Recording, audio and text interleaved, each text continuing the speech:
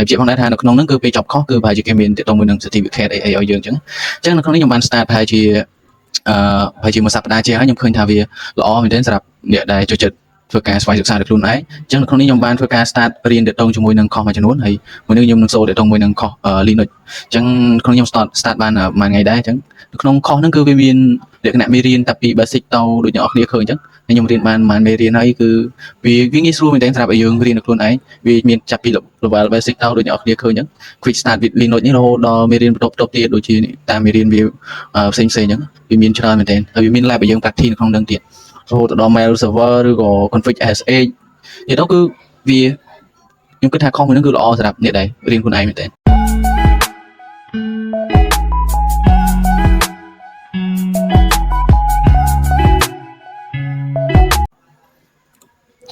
អូខេសួស្តីអ្នកនរគ្នាបងកាន់វីដេអូខ្ញុំសាច់ម្ដងទៀតហើយក្នុងនេះខ្ញុំបានបន្តទាក់ទងជាមួយនឹងមេរៀន open source ឬក៏ Linux របស់យើងទេដោយសារថាក្នុងសប្តាហ៍នេះគឺខ្ញុំបានចេញមួយវីដេអូហើយដែលទាក់ទងជាមួយនឹងមេរៀនទី3ដែលយើងនិយាយអំពី basic command មួយចំនួនអញ្ចឹងយើងនឹងបន្តវានៅសប្តាហ៍ក្រោយនៅមេរៀនភាគទី4នៅបន្តទៀតតែថ្ងៃនេះគឺខ្ញុំមានជា website មួយដែលយើងអាចធ្វើការរៀននៅ course ផ្សេងៗជាពិសេសគឺ course ទាក់ទងជាមួយនឹង open source ឬក៏ Linux ដែលខ្ញុំបានទៅរៀនហ្នឹងដោយវាមានជា document សម្រាប់ឲ្យយើងរៀននៅខ្លួនឯងក៏ដូចជាមានលក្ខណៈជា lab សម្រាប់យើង practice តបានអញ្ចឹងអានឹងវាអាចជួយទៅដល់អ្នកនរគ្នាដែលមើលវីដេអូខ្ញុំហើយអ្នកនរគ្នាកំពុងតែប្រើនៅ Windows OS ឬក៏អ្នកនរគ្នាបាន install នៅOS ជា YouTube ឬក៏ជាប្រភេទ Linux ផ្សេងៗដើម្បី practice ទៅតាមអីដែលខ្ញុំបង្ហាញហ្នឹងនៅលើ VMware ឬក៏នៅលើ Visual Box អញ្ចឹងអ្នកនរគ្នាអាចធ្វើការ practice នៅលើ website ដែលខ្ញុំបង្ហាញនឹងខាងមុខនេះបានអញ្ចឹងមុននឹងចូលទៅដល់វីដេអូអ្នកនរគ្នាសូមកុំភ្លេចជួយចុច Subscribe នៅ Channel YouTube របស់ខ្ញុំកាលពីវីដេអូមុនខ្ញុំសូមអរគុណមែនទែនសម្រាប់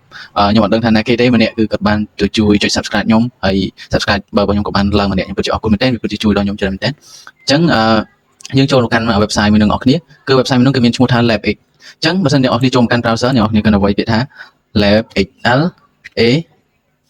B E X អញ្ចឹងអ្នកនរគ្នាចុច enter មកវានឹងឃើញជាលក្ខណៈ URL 2អញ្ចឹងយើងចុចមួយណាក៏បានដែរអញ្ចឹងខ្ញុំចុចលើនេះអញ្ចឹងវានឹងចូលទៅកាន់កន្លែងជាទូរង website របស់វាតែនេះដោយសារតែខ្ញុំធ្វើការ sign in ហើយអញ្ចឹងខ្ញុំឃើញជាលក្ខណៈអញ្ចឹងដោយសារតែនៅក្នុង website នេះគឺខ្ញុំបាន start course មួយចំនួនហើយសូមជម្រាបផងដែរថា website នេះគឺវា free ទេហើយបើសិនយើងចង់ upgrade វាទៅ level pro ឬក៏អីគឺយើងអាច pay លុយបានដូចគ្នាបើសិនជាអ្នកនរគ្នាចង់បើអីវាខុសគ្នាត្រង់ថាបើសិនជាយើងអត់ pay លុយទៅលើវាទេនៅក្នុងមួយថ្ងៃយើងអាចរៀនបានយើងអាចធ្វើការបើកទៅលើលក្ខណៈជា visual machine សម្រាប់ឲ្យយើង test comment ហ្នឹងបានតែ3លើកទេតែខ្ញុំគិតថា3លើកគឺវាសមល្មមសម្រាប់យើងនៅក្នុងការរៀនមួយថ្ងៃបន្តិចដើម្បីទៅមុខទៅមុខរហូតដល់ស្រេចបានជា certificate ហើយជាផងដែរថានៅក្នុងហ្នឹងគឺពេលចប់ខុសគឺប្រហែលជាគេមានទាក់ទងមួយនឹង certificate អីឲ្យយើងអញ្ចឹងនៅក្នុងនេះខ្ញុំបាន start ប្រហែលជា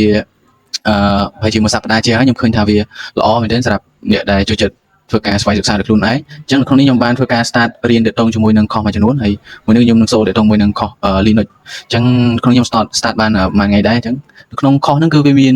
លក្ខណៈមេរៀនតាពី basic ទៅដូចអ្នកនរគ្នាឃើញអញ្ចឹងខ្ញុំរៀនបានមេរៀនហើយគឺវាងាយស្រួលមែនទែនសម្រាប់ឲ្យយើងរៀនដោយខ្លួនឯងវាមានចាប់ពី level basic ទៅដូចអ្នកនរគ្នាឃើញអញ្ចឹង quick start with Linux នេះរហូតដល់មេរៀនបន្ទាប់ទៀតដូចជាតាមមេរៀនវាផ្សេងៗអញ្ចឹងវាមានច្រើនមែនទែនហើយវាមាន lab ឲ្យយើង practice នៅក្នុងហ្នឹងទៀតរហូតដល់ mail server ឬក៏ config SH នេះទៅគឺវាខ្ញុំគិតថា course មួយហ្នឹងគឺល្អសម្រាប់អ្នកដែលរៀនខ្លួនឯងមែនទែនអញ្ចឹងខ្ញុំនឹងទៅសូត្រថារបៀប course ហ្នឹងគេអាចឲ្យយើងរៀនដោយខ្លួនឯងរបៀបម៉េចអញ្ចឹងឧទាហរណ៍ថាកន្លែងនេះអញ្ចឹងខ្ញុំធ្វើការចុចទៅលើ course មួយនេះអញ្ចឹងវានឹងចូលមកកាន់ក្នុងនេះអញ្ចឹងក្នុងនេះវានឹងផ្ដល់ជា visual machine ឲ្យយើងមួយហើយ visual machine ហ្នឹងវាឲ្យលក្ខណៈជាកន្លែង directory home ហើយ VS Code ហើយទាក់ទងមួយ Vim ទាក់ទងជាមួយនឹង terminal ហើយនឹង text editor សម្រាប់យើងសរសេរអីចឹងចាហ្នឹងយើងអាចចុចធ្វើការនិយាយទៅធ្វើការអនុវត្តនៅ lab ដែលគេឲ្យយើងនឹងខាងនេះគឺដូចអ្នកនរគ្នាឃើញខ្ញុំសូមអូសនេះទៅខាងនេះបន្តិចដើម្បីឲ្យអ្នកនរគ្នាស្រួលមើលអញ្ចឹងក្នុងនេះយើងមានអានេះដោយសារខ្ញុំចូលមេរៀនរហូតដល់មេរៀនទីម៉ាននេះទាក់ទងជាមួយនឹង the menu script my sorry អីគេនេះហ្នឹងខ្ញុំបានចូលដល់នេះហើយខ្ញុំក៏បានរៀនទាក់ទងមួយ comment ច្រើនផងដែរទាក់ទងមួយ file directory បង្កើតមិនអីមិន remove អីមិនហើយមេរៀនច្រើនទៀតដែលខ្ញុំបានរៀនរួចហើយដូចជា display user and group permission អីវាអញ្ចឹងហើយពេលដែលខ្ញុំចុចរៀនអញ្ចឹងវាមានអញ្ចឹងដូចខ្ញុំប្រាប់អញ្ចឹងហើយវាមាន introduction បាទវានឹងប្រាប់ពីគោលបំណងនៃចំណុចមេរៀនមួយហ្នឹងថាយើងនឹងរៀនពីអីហើយអីដែលយើងទទួលបានទាក់ទងមួយនឹង achievement របស់យើងអញ្ចឹងយើងនឹងអាចដឹងដូចអាមេរិកនេះអញ្ចឹងយើងអាចដឹងពី comment cat សម្រាប់ view file សម្រាប់អីអញ្ចឹងនេះវាប្រាប់ថា use cat to view file content ហើយ you head and tail ហ្នឹងសម្រាប់ធ្វើអីចឹងនិយាយទៅវាជួយយើងច្រើនមែនតើបើថាយើងព្យាយាមក្នុងការនេះក្នុងការអានវា note វារៀនពីវាយើងអាចចេះច្រើនហើយបន្តមកទៀតវាមានទាក់ទងជាមួយនឹង example ដែលយើងថាឲ្យយើងធ្វើអីគេនេះដូចក្នុងនឹងអញ្ចឹងវាមានប្រាប់យើងពី step អញ្ចឹង in this step you will use cat and head and tail ហ្នឹងtail ហ្នឹង to expect to my storage file អញ្ចឹងអានេះមានគេប្រើប្រាប់ធ្វើអីហើយគេប្រាប់ថាដែលយើងត្រូវធ្វើថាជាចំណុចអញ្ចឹងដូចចំណុចទី1ហ្នឹងអញ្ចឹងគេនឹងឲ្យយើង use cat ហ្នឹងដើម្បី view content នៅក្នុង directory file មួយណាអញ្ចឹងដើម្បី practice វាបានយើងគ្រាន់តែចុចនេះកន្លែងនេះដោយសារយើងត្រូវការ save comment អញ្ចឹងយើងចូលក្នុង terminal មកយើងអាចនេះមកយើងអាចវាយcomment នេះមកខ្ញុំជឿវាយអញ្ចឹងខ្ញុំធ្វើការ copy វា paste បណ្ដោយក៏បានដែរតែយើងដឹងយើងអាចដឹងច្រើនពីអីដែលយើងអត់ដែលដឹងពីមុនមកអញ្ចឹងណាចានេះវាប្រាប់ពី error អីដែរវាថា access deny អញ្ចឹងមកយើងអត់មាន set access អត់មាន set ក្នុងការនេះវាដោយសារយើងអត់បានធ្វើការ cat អញ្ចឹងយើង cat វាមកហើយយើង pass directory ដែលយើងចង់ view មើល file ហ្នឹងចា use select to lock ហើយយើងប្រើ sudo មក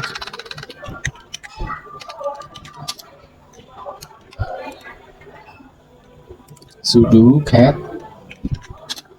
ហើយយើងដាក់ directory ដាក់ file ដែលយើងចង់នេះមកចាអញ្ចឹងតាមពិតមិនបាច់ sudo ទេអានេះគឺយើង show ហើយនេះយើងឃើញមានតែយើង view អីដែល content ដែលវាមាននៅក្នុង file មួយហ្នឹងអញ្ចឹងអានេះវាជា content ដែលវាមាននៅក្នុង file ហ្នឹងអញ្ចឹងពេលដែលយើង cat មកវានឹង show ឲ្យយើងហើយ comment បន្តទៀតអីចឹងអត់នេះ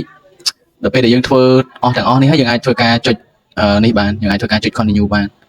អញ្ចឹងឧទាហរណ៍យើង continue វានេះយើង respect នេះអញ្ចឹងដោយសារយើងធ្វើតែ step លើនឹងទេអញ្ចឹងវា step ហ្នឹងវា verify វាត្រឹមត្រូវហើយទាក់ទងជាមួយនឹង task ទី2ទី3នេះដោយសារខ្ញុំអត់ទាន់ធ្វើអញ្ចឹងវាចេញជាក្រហមអញ្ចឹង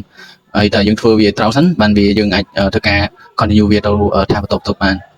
ចានេះអាច debug អាចអីបានដូចគ្នាអញ្ចឹងសារវីដេអូខ្ញុំក៏រៀងវិញដែរហើយខ្ញុំចង់បង្ហាញអ្នកនរគ្នាតែប៉ុណ្្នឹងសង្ឃឹមថាអ្នកនរគ្នានឹង